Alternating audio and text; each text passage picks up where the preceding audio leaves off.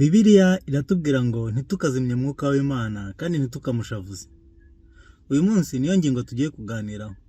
Turakoresha igitabo cya mbere cy'Abakolosayi ibice 5 umurongo wa 19 kugeza ku 22 n'Abafeso ibice 4 umurongo wa 30 kugeza ku 32.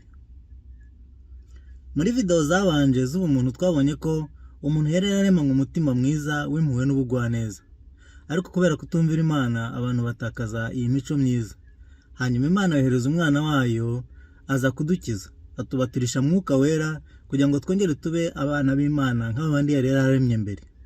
Mwuka w'Imana atwigisha iby'Imana ishaka, kuko mwuka w'Imana azi byose iby'Imana itekereza kandi adusengera dusabira ku Mana. Bavandimwe rero dusabye kumwumvira. Birabujijwe kuzimya cyangwa se kubabaza mwuka.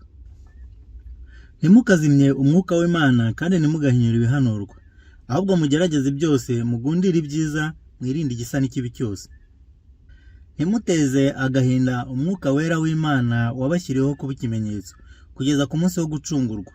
Gusharira kose n'uburakari n'umujinya n'intonganya no gutukana hamwe n'igomwa byose bibavemo. Ahubwo mugirirane neza, mugirirane imbabazi, mubabarire ibyaha byanyu nk'uko Imana yababariye muri Kristo. Aha rero murabona ko baratubwiriza nyine kugira wa mutima mwiza w'impuhwe n'imbabazi ugwa neza twabonye muri video z'ubumuntu.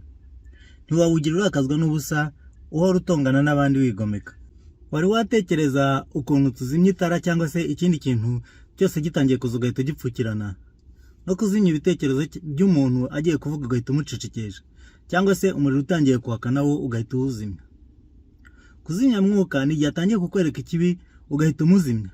Igihe ashaka kukumenyesha ko ugiye gukora icyaha ariko ukanga inama ze, ukamuzimiriza mu bitekerezo byawe, ugapfuka amatwi kugira ngo udakomeza kumva impanuro ze, ugakomeza kandi ubizi neza ko ugiye gushyira ubuzima bw'abandi mu kaga cyangwa se nawe ugiye gukora icyaha kizakurimbura. Byambayeho nanjye nabaha ingero nyinshi. Hari igihe numvaga mwuka adashaka kunywa inzoga, ariko inshuti zanjye zikanjyana, nkumva ameze nk'urwana nayo mu mutima, ariko irari rikandusha imbaraga. Nkamuzimya nkakomeza tukigira kuryoshya. Kugeza umunsi nabyutse mu rukera nkasanga umusaza yicaye imbere y'igitanda cyanjye akambwira ati, mwana wanjye inzoga sinzi zukwiriye kuzireka. Maze kubyuka neza ndamubura. Ariko sibwo bwa mbere yaraje, kuko hari n'ibindi byaha nakoze. Maze gukanguka mu rukera nsanga yicaye imbere y'igitanda cyanjye, ariko mfunguye amaso neza ndamubura. Uraze nk'iyo ufite irari ryo gusambana, ariko mwuka akaguhana akaguhanura, irari rikaba ryinshi, ukamufungira mu bitekerezo byawe ngo atongera kukugira inama. Hari igihe rero munaniza cyane, akakureka akaguha rugari ugakora ibyawe nta mutima namuguhana. Imana ishimwe kuko yantabaye. Kubabaza mwuka ni igihe ukora nkana ibintu bizi neza ko ari bibi kandi bibabaza Imana, ariko ukavunira ibiti mu matwi yawe kugira ngo udakomeza kumva. Kubabaza mwuka no kuba indashima, ukishyira hejuru, ugahinyura ibyanditswe n'ibyahanuwe, ukagira uburakari n'umujinya n'intonganya, gutukana hamwe n'igomwa. Simbabwira byinshi kuri mwuka kuko bamwe muri mwe mwamaze kumwakira muzi ukuntu avuga. Umuntu wese ufitemo kubaha Imana no gutinya icyaha asobanukiwe neza ibya mwuka. Ngo cyakora abantu b'isi bo ntawe bagira, ntibanamuzi. Dufite ingero nyinshi z'abantu bajimije cyangwa se bababaje mwuka. Reka nsome zimwe muri zo mu byanditswe. Ngo yemwe abatagonda ijosi, mwe abatakebwe mu mutima no mu matwi, iteka murwanya umwuka wera. Uko basekuruza banyu bakoraga niko namwe mukora. Ninde mu bahanuzi basekuruza banyu batarenganyije? Bisha bavuze ibyo kuza kwa wa mukiranutsi bitari byaba, none namwe mwaramugambaniye muramwica, kandi ari mwe mwahawe amategeko n'abamarayika ntimwayitondera. Uyu yari Stefano arimo ahamya ibya Yesu, arimo abwira abafarisayo bamwe bishe Yesu ko bari kurwanya mwuka wera.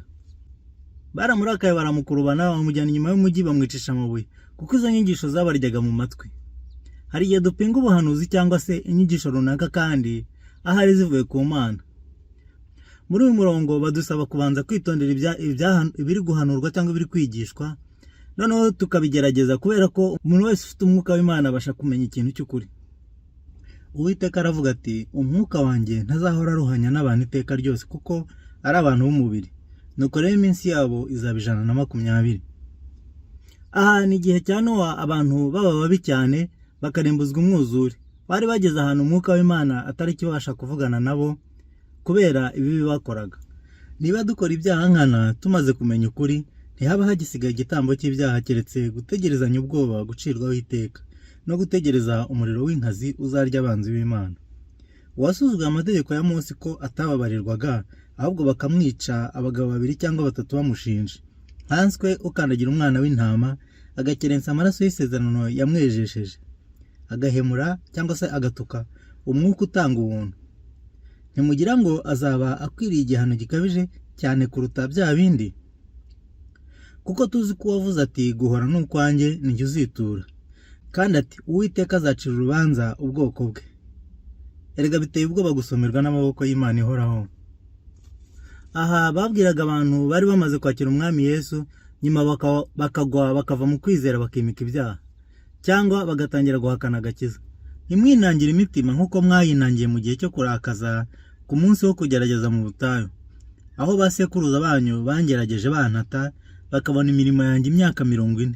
Nicyo cyatumye ngirira umujinya b'icyo gihe, nkavuga nti imitima yabo ihore iyoba kandi ntibarakamenya inzira zanjye. Nuko ndaherana umujinya wanjye nti ntibazinjira mu buruhukiro bwanjye. Nuko bene data, mwirinde hatagira uwo muri mwe ugira umutima mubi utizera umutera kwimura Imana ihoraho. Nicyo gituma mbabwira yuko abantu bazababarirwa icyaha cyose n'igitutsi, ariko gutuka umwuka ni icyaha kitababarirwa. Kandi umuntu wese usebye umwana w'umuntu azababarirwa, ariko usebye umwuka wera ntazababarirwa, naho haba mu gihe cya none cyangwa se mu gihe kizaza. Ntimuzi yuko muri urusengero rw'Imana, kandi ko umwuka w'Imana aba muri mwe? Umuntu utsemba urusengero rw'Imana, Imana izamutsemba, kuko urusengero rw'Imana ari urwera, kandi urwo rusengero ni mwe.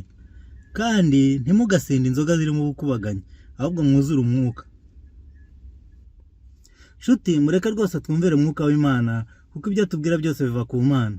Erega Imana ni idukiza kandi inatwigisha ngo ngere tugorore umuntu bwayo. Mumwumvire azabakiza.